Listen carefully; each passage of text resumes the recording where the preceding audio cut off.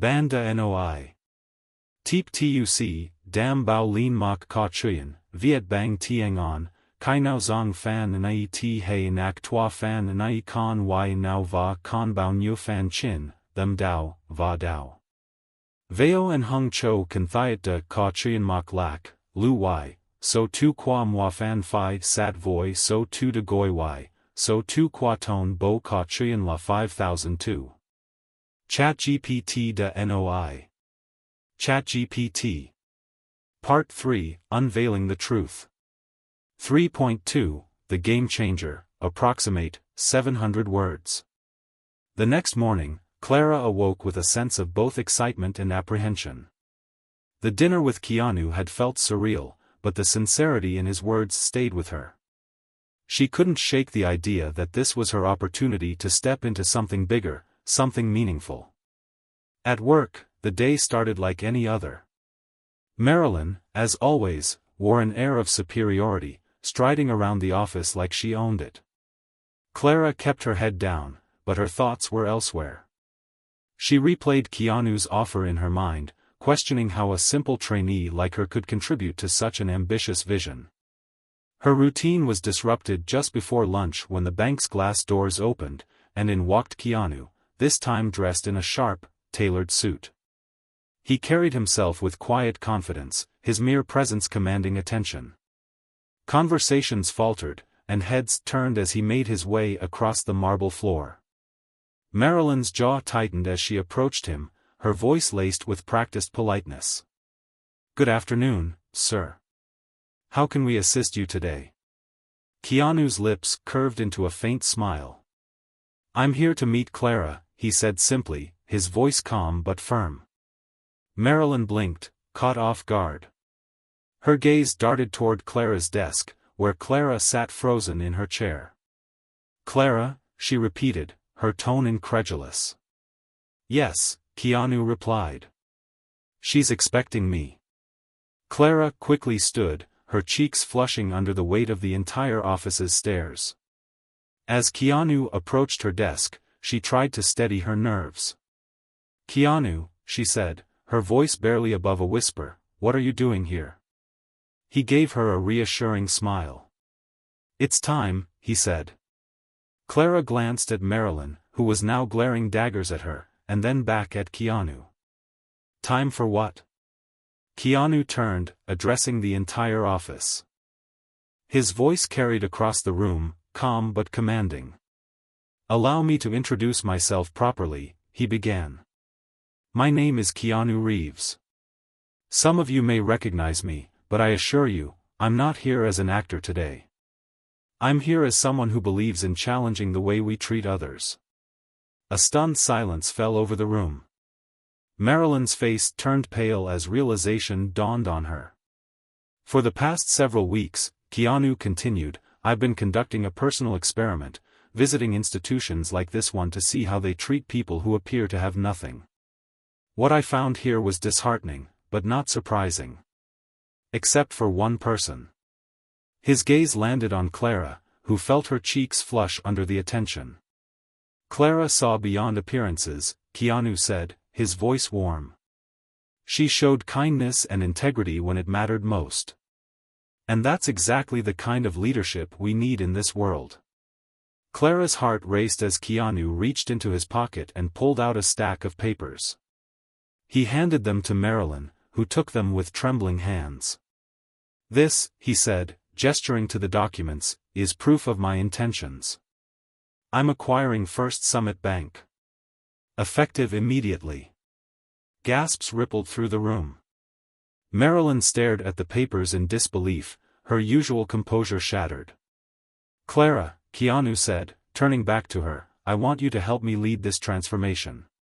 Together, we're going to build something better, an institution that values people over profits, one that serves everyone with dignity and respect." Clara was speechless.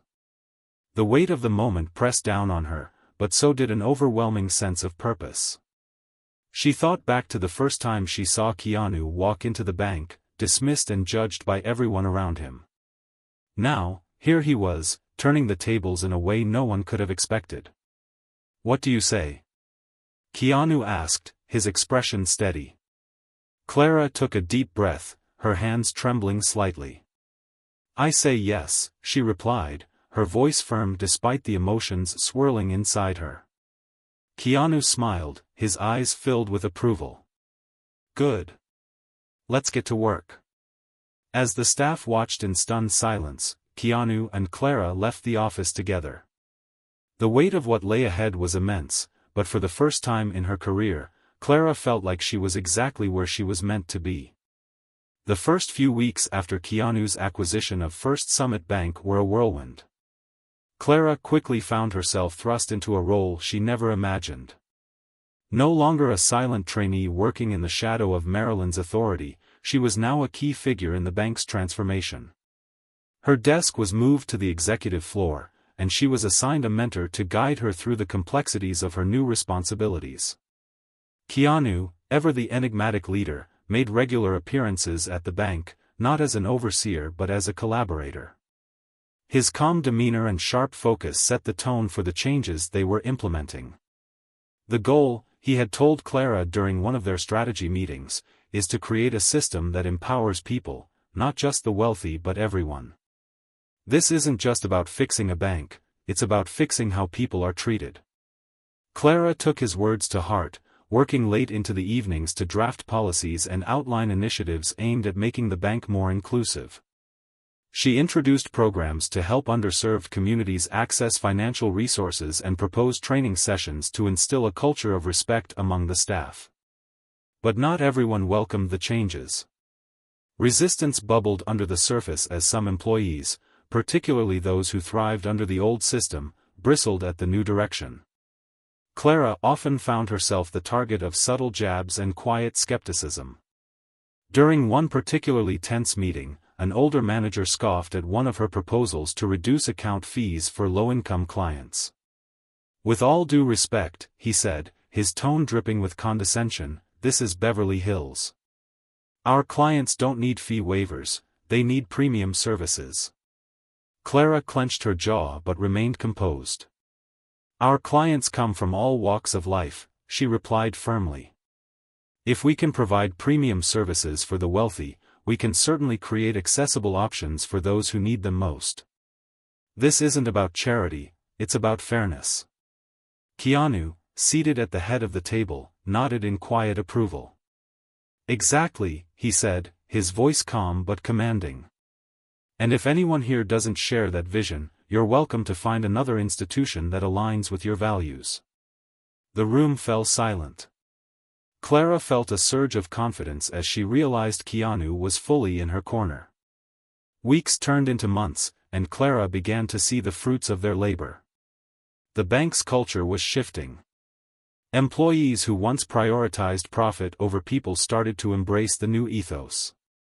Customers from diverse backgrounds walked through the doors, many of them expressing gratitude for the changes that made banking more accessible. One afternoon, as Clara was reviewing reports in her office, an elderly woman approached her desk. I just wanted to thank you, the woman said, her voice trembling with emotion. For the first time, I feel like someone actually cares about people like me. Clara's eyes welled with tears as she shook the woman's hand. Moments like this reminded her why she had taken the leap. Keanu's leadership remained a constant source of inspiration. He often reminded Clara to stay grounded, urging her to take breaks and recharge when the pressure felt overwhelming. You can't pour from an empty cup, he'd said more than once, a gentle smile accompanying his words. Clara heeded his advice, carving out time to reflect on how far she'd come. She thought back to the trainee who had hesitated to speak up, the young woman who had questioned her place in a system that seemed stacked against her. That version of herself felt like a distant memory. By the end of the first year, the transformation at First Summit Bank had made headlines. Articles lauded the institution as a trailblazer in inclusive banking, and interviews with Clara highlighted her role in the overhaul. Despite the acclaim, Clara remained humble, always quick to credit the team and the vision that Keanu had set in motion. But Keanu had bigger plans. This isn't just about one bank, he told Clara during a late-night meeting. This is a prototype, a model for what the financial industry can become. If we succeed here, we'll inspire change everywhere. Clara listened intently as Keanu outlined his vision for expanding their initiatives to other institutions and even internationally. The idea was daunting, but Clara felt ready. Their first expansion effort focused on underserved neighborhoods in Los Angeles. Clara spearheaded the project, introducing mobile banking units to bring services directly to communities that lacked access to traditional financial institutions. The mobile units were a hit, attracting customers who had long been excluded from the banking system. One day, during a visit to one of the mobile units, Clara met a single mother named Elena. "I've always felt invisible," Elena said, her voice breaking. "But you've made me feel seen. Now I can save for my kids' future." Elena's words resonated deeply with Clara. They became a reminder of the impact they were making, not just in numbers or policies but in real, tangible ways that changed lives. The momentum continued to build. Keanu and Clara attended conferences, sharing their story and inspiring other leaders to rethink their approaches. Their efforts sparked a movement, with banks across the country adopting similar models. By the end of the second year, First Summit Bank had become more than just a financial institution. It was a symbol of what could happen when compassion and innovation intersected. Thank you for joining us on this incredible journey of transformation and hope. If you enjoyed this story, don't forget to like, subscribe to our channel, and turn on notifications for more inspiring stories. See you in the next one.